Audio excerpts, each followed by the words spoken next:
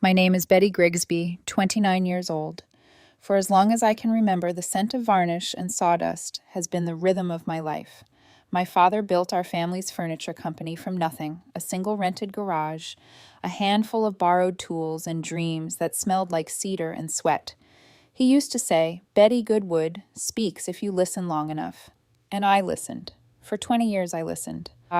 When other kids were out at parties, I was sanding edges until midnight. I learned how to read the grain of oak like a story, how to tell maple from walnut by touch alone.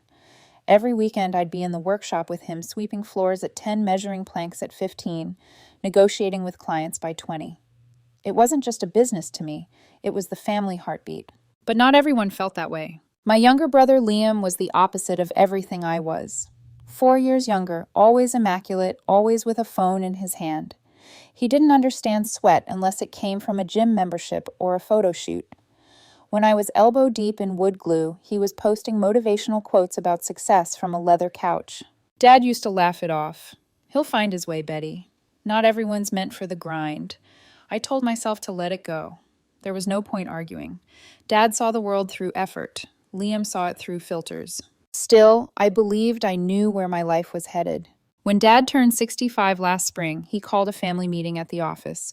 I thought it was finally time the day he'd hand me the company, the one I'd practically built by his side. I dressed carefully that morning, not in anything fancy, just my usual dark jeans and linen shirt, the one still dusted with sawdust from the week's orders.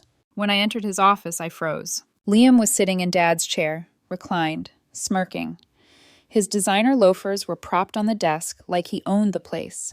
Dad stood beside him, too calm, too neutral, the look he wore when he'd already made up his mind. "Betty," Dad began, "there's something I need to tell you." My chest tightened. Here it comes. "I've decided to step down. It's time for fresh leadership. Liam will be the new CEO." At first I laughed. Actually laughed. "That's funny, Dad. Seriously, what's the real announcement?" He didn't laugh back. "I'm serious, Betty. The industry's changing. Liam understands the modern market social media branding exposure. It's what the company needs to move forward." I blinked, trying to process the words. The air around me felt thick, like my lungs had forgotten how to work. "Liam," I said quietly. The same Liam who once thought mahogany was a kind of marble. Liam grinned, leaning back further.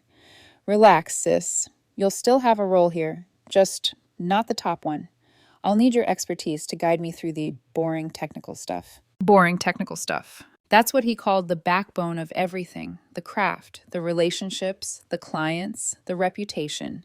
"Dad," I said, voice trembling, "I've been running the operations for years. I built those supplier contracts, those client relationships. I kept us afloat during the pandemic. And you're giving it to him because he can post about it." Dad exhaled, slowly rubbing his forehead. "Betty, you're brilliant. No one's denying that. But you don't think big enough. Liam has vision." Vision. That word burned. Liam jumped in his tone, dripping with performative calm. "Don't take it personally. You've always been the heart, but I can be the face. It's a team effort." I looked at him, really looked, the smug tilt of his head, the self-satisfied glint in his eyes. The same eyes that had never once stayed late at the workshop, never handled a client crisis, never earned a dime that wasn't handed to him. My throat tightened. "You mean my effort, your spotlight?" Liam's smirk faltered for a split second before returning. "You always did have a flair for drama." Dad's silence hit harder than any insult. There was nothing left to say. I stood, straightened my shirt, and looked at them both, the man who'd taught me everything about loyalty, and the brother who'd never learned it. "Congratulations," I said softly. "You've built your empire. I just hope you know what it'll cost." As I walked out, I heard Liam mutter behind me, "Don't worry, I'll make it shine." Outside the office, the familiar smell of wood polish and varnish suddenly turned sour. My hands trembled. For years, I'd thought this place was my inheritance, my legacy, my purpose. But maybe it had just been a convenient illusion, a daughter's loyalty mistaken for permanence. That night, as I locked the showroom doors, for what I didn't yet know would be the last time I pressed my palm against the cool glass and whispered, "If they want him to lead, they'll see what leadership costs." The hum of the streetlights was the only answer. The first week under Liam's leadership felt like a social experiment gone wrong.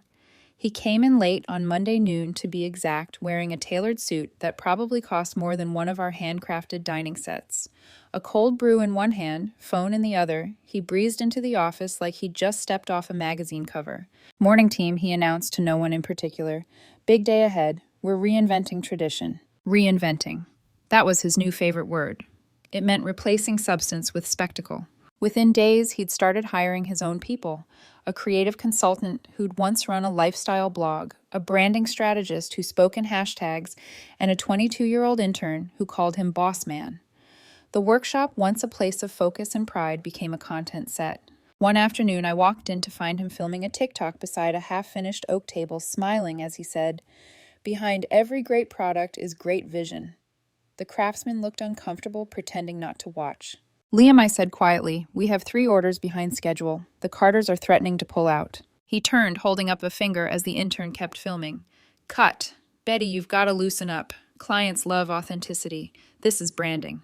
Branding doesn't deliver furniture. He smiled, that patient, condescending smile he must have practiced in a mirror. "That's why I have you. You keep the old stuff running while I make it shine." Old stuff. That's what he called the foundation of our business. By the end of the month, I'd lost count of how many mistakes I'd cleaned up. Wrong wood shipments, unpaid suppliers, clients fuming over late deliveries. And every time I tried to talk to him, he waved me off. "You're too negative," he said once. "You're stuck in the past. The future's digital." The future, as it turned out, was chaos. Then came the luxury hotel contract, the biggest deal we'd ever landed. 50 custom dining tables, chairs, and a centerpiece bar worth hundreds of thousands. Dad had trusted me to design it months before retiring. But Liam, of course, had other plans. "I'm taking point on this," he said during a meeting, spinning his pen like a conductor's baton. "It's time I make my mark." "You don't even know the specs," I said. "I'll improvise." "Liam, this isn't improv. This is a 6-figure deal. There are deadlines, standards." He cut me off. "You worry too much. I've already got a new concept in mind. Modern minimalism, lighter materials, cheaper but trendier. People love that sleek look now. Cheaper, trendier. Words that made every craftsman in the room shift uncomfortably. "Liam, that's not what they ordered." He shrugged. "They'll thank us later." Innovation sometimes means saving people from their own bad taste. When I tried to reason with Dad, he just sighed. "He needs space to learn, Betty. Give him time." "Time," I snapped. "Dad, he's gambling with your life's work." Dad's eyes softened, but he didn't back down. "You've always been the steady one. Be patient." For the first time, I realized he wasn't defending Liam, he was defending his own decision. The project fell apart exactly as I'd feared. The hotel rejected the designs, furious that their specifications had been ignored. They canceled the contract and demanded a refund. Liam blamed communication issues. Dad covered the loss with the last of the company's reserves. And me, I stayed up that night at the workshop staring at the rows of unfinished furniture, the sawdust scattered like ash. Everything we'd built was slipping through my fingers. The next morning, I found Liam in Dad's old office, scrolling through his phone. "They pulled the contract," I said flatly. He looked up unbothered. "It's one client, Betty. We'll bounce back." "One client." "That was our biggest deal. You've just sunk us." He sighed. "You're being dramatic again. Maybe this is why Dad made me CEO. You get too emotional about business." I felt something snap inside me. Emotional. "You're confusing passion with emotion. I care, Liam. You just perform." He stood smirking. "And people love a good performance. You'll see." That was it. I walked out. Not with a grand speech, not with tears, just quiet final steps echoing down the hall. I packed my things, left my access card on the reception desk, and didn't look back. That night I couldn't sleep. The silence of my apartment felt too clean, too empty, without the hum of saws or the smell of wood polish. I thought about Dad, how he'd spent decades building something from nothing, and how easily he'd handed it over to someone who didn't even know how to hold a chisel. But what hurt most wasn't losing the company. It was realizing I'd lost him. When the morning light crept through my window, I made a decision. I wasn't going to fight for a place that didn't want me. Not anymore. I returned to the workshop one last time just to see it. The sun was rising, slanting through the dusty windows. Every bench, every tool, every dent on the wooden floor had a memory. I ran my hand along one of the old tables I'd built with Dad years ago, tracing the grain like a scar. "Goodbye," I whispered. Then I turned off the lights and closed the door behind me. For the first time in my life, I had no idea who I was without that door open. The days after I quit felt like I'd been dropped into a void. For 10 years, my mornings had started with sawdust and caffeine. Now I woke up to silence and uncertainty. The first week I tried to keep busy, cleaned my apartment, organized drawers, even repotted plants that didn't need repotting. Anything to distract myself from the echo of loss. But silence has a way of catching up with you. By the third week, it was deafening. People at the company stopped calling. The clients who once texted me about new projects didn't anymore. I told myself I didn't care, that I was free, that I could finally breathe without Liam's voice bouncing off the walls. But the truth was, every breath felt like a reminder of everything I'd lost. Then one afternoon, my phone buzzed. It was a message from a former client, Mr. Davenport, the owner of a boutique hotel chain we'd worked with for years. "Betty, I heard you left the company. Any chance you'd consider a private commission?" "Just a few pieces. I trust your work more than anyone else's." For the first time in weeks, I smiled. I rented a small garage space from a friend. It smelled faintly of oil and rain, far from perfect, but it was mine. I bought a few tools secondhand, set up a rickety workbench, and got to work.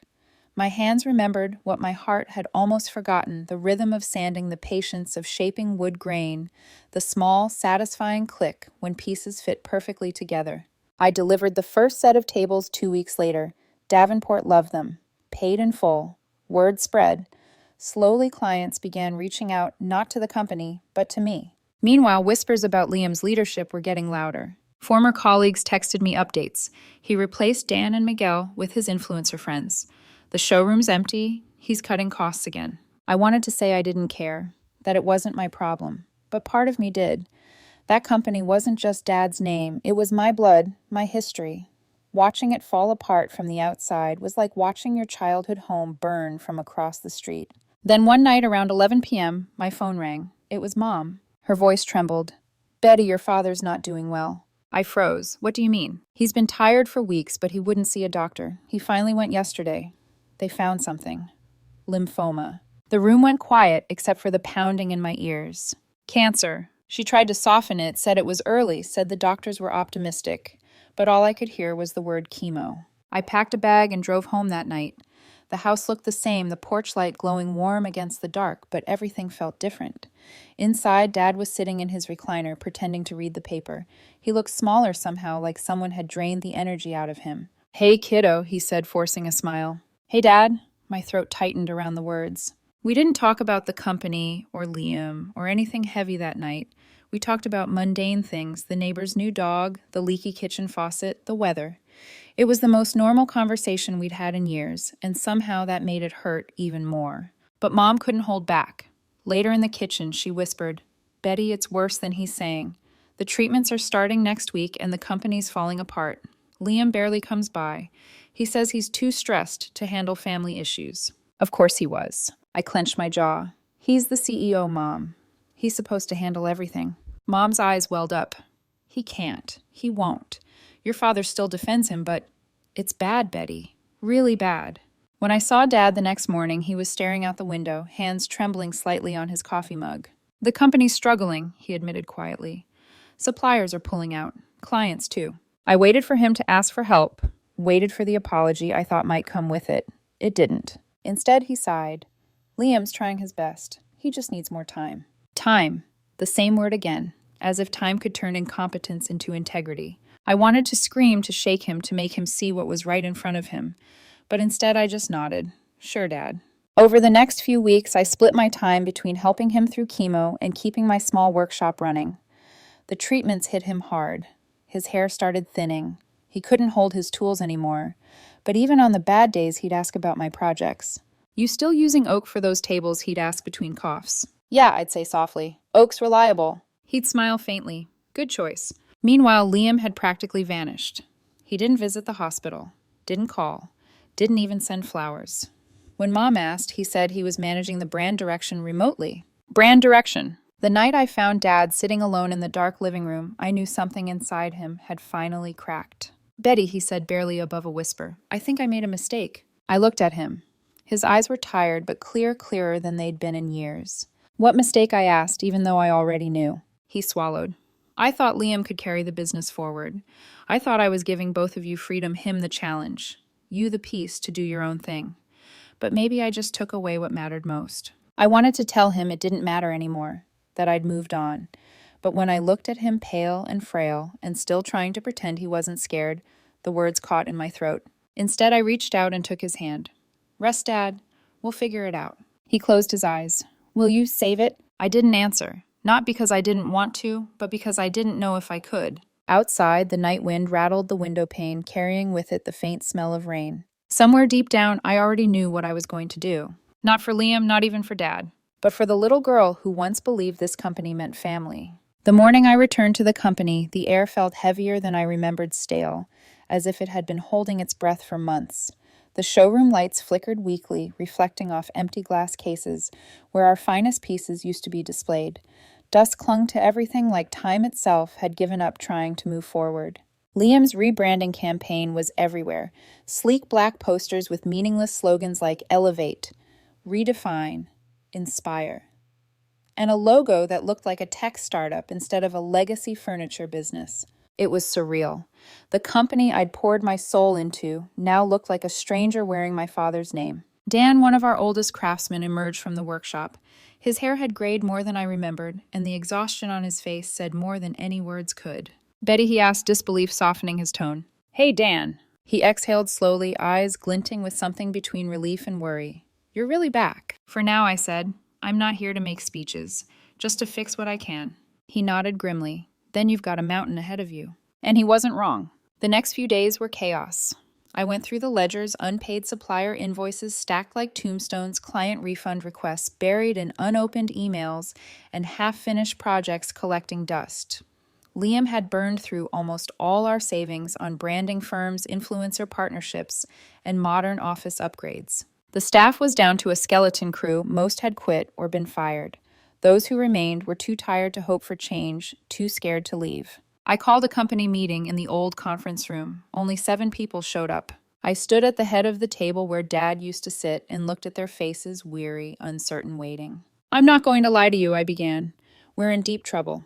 Liam's decisions. They've left us hanging by a thread. But if there's one thing I know, it's that this company wasn't built on trends. It was built on craft, on trust, on people like you. A silence followed. Karen, one of our senior reps, raised her hand timidly. What about the lawsuits? Half our clients are threatening to take us to court. I know, I said, and I'll handle them. One by one, personally. Can you even fix this? She asked, not unkindly, just tired. I met her gaze. I don't know, but I'm going to try. That seemed to be enough for now. After the meeting, I sat alone in my old office, Liam's old office now, technically. His perfume still lingered in the air, sharp and synthetic. On the desk was a sleek black plaque that read, CEO, Visionary Leader. I turned it face down. For weeks, I worked nonstop. I called every client we'd lost, apologizing, explaining, begging for a second chance. Some hung up. A few agreed to hear me out. I went through every unpaid bill, every late order, every supplier debt. At night, I stayed in the workshop, sanding half-finished tables under a single flickering light, trying to remember why I ever loved this place. Dad called once during that time. His voice was weak but hopeful. Your mother says you're back, he said. I am. A pause. You didn't have to. I know. Another pause. How bad is it? I hesitated. Bad, but fixable. Maybe. He sighed softly.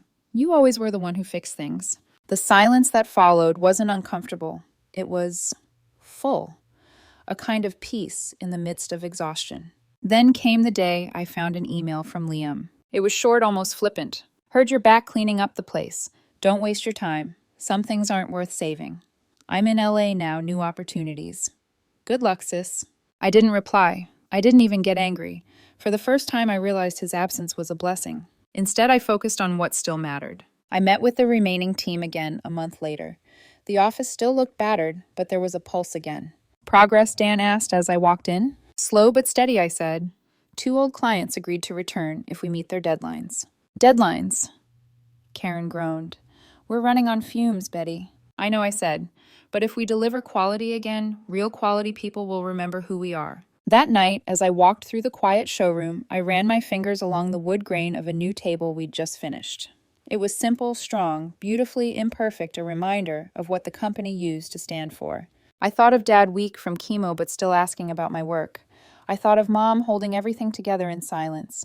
And I thought of Liam lost somewhere, chasing the illusion of success.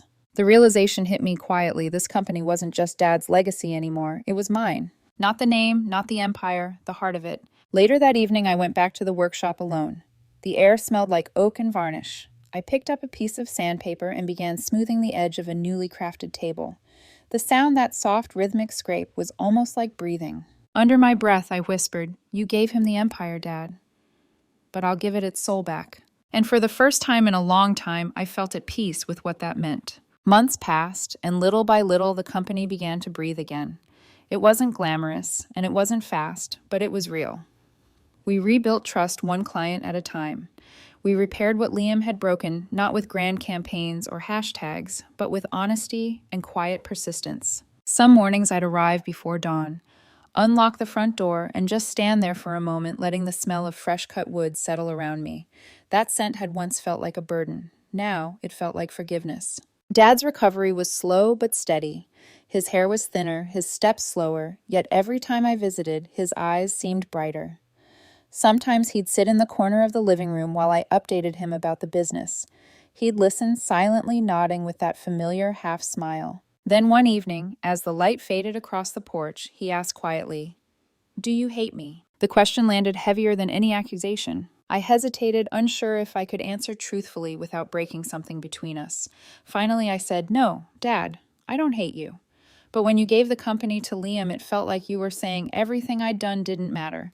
That loyalty meant less than image." He stared into his coffee hands, trembling slightly. "I thought I was giving him a chance to grow. You were always capable, Betty. You didn't need me to choose you. You already knew who you were. I thought he needed it more." "That's not how it felt." "I know." He swallowed hard. "I see that now, and I wish I'd seen it sooner." The silence between us wasn't bitter this time. It was human, raw, and complicated, but healing.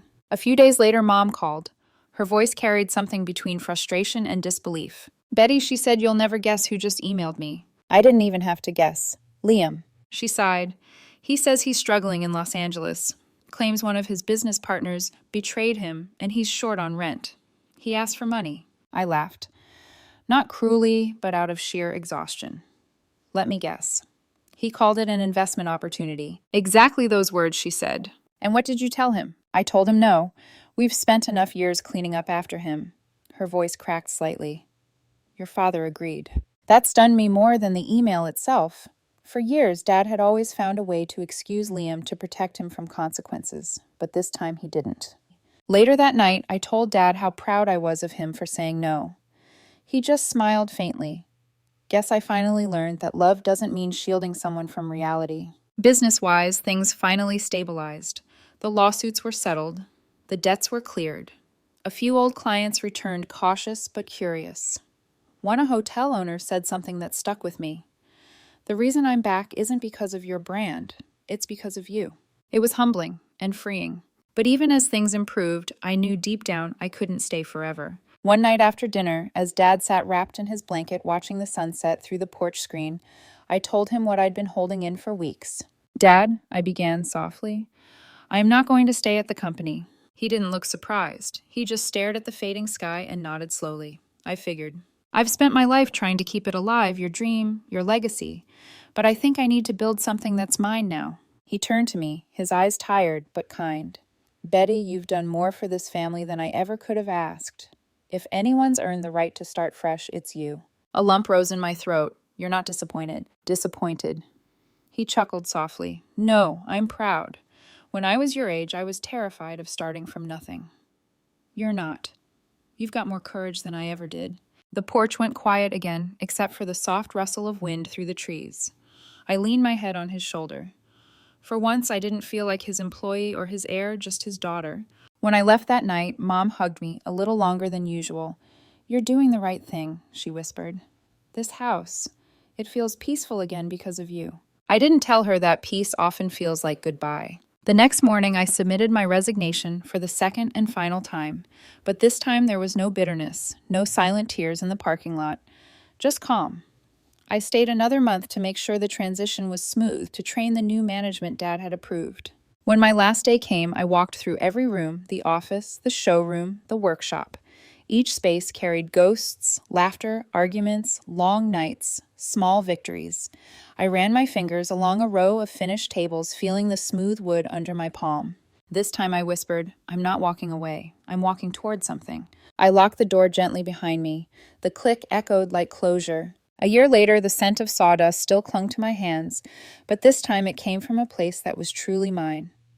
My new workshop sat at the edge of town, tucked behind an old brick building where sunlight poured through wide windows and danced across unfinished furniture. It wasn't big, but it was honest. Every plank, every nail, every sound of a chisel scraping wood belonged to me.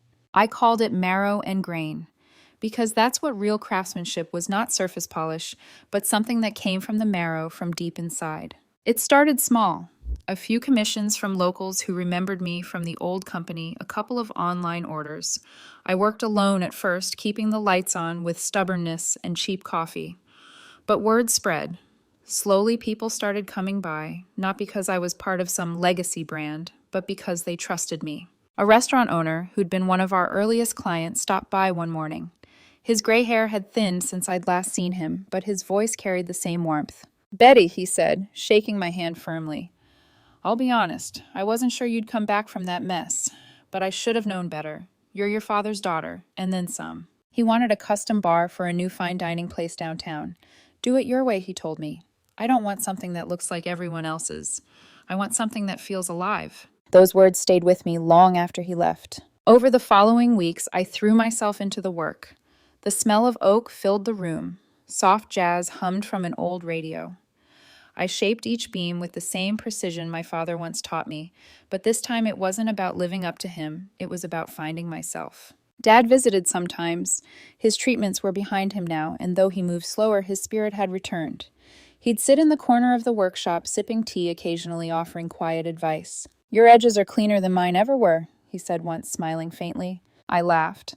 "That's because I had the best teacher." He tilted his head. "No, you became the teacher." Mom, meanwhile, had found her own peace.